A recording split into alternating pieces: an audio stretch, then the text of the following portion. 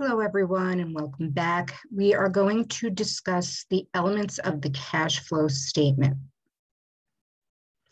So we spoke about the three major financial statements of a company. The cash flow statement as one of those statements.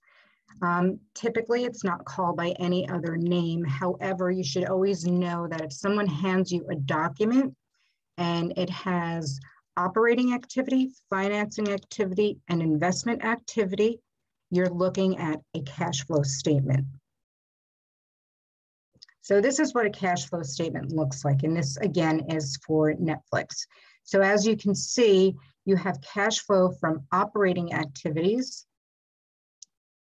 investing activities, and financing activities. So what the cash flow statement does is it shows the inflows and the outflows that have gone on throughout the company throughout this particular year. It shows how well a company generates cash and pays its debts and funds its operating activities.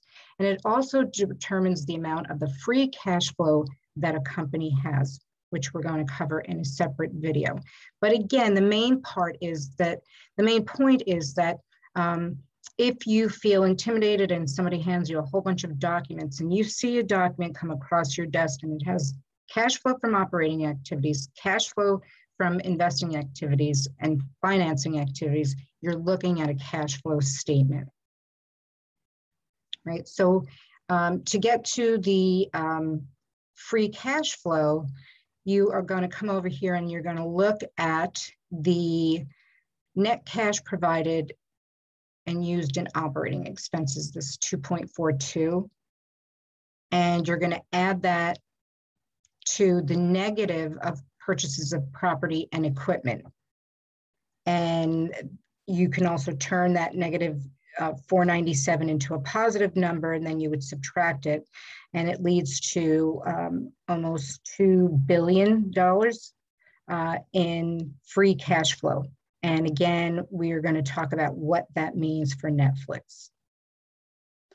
So here's what we learned from this very quick video. The cash flow statement shows the activities that occurred throughout the year in operating, investing, financing. Negative numbers typically indicate outflows and positive numbers indicate inflows.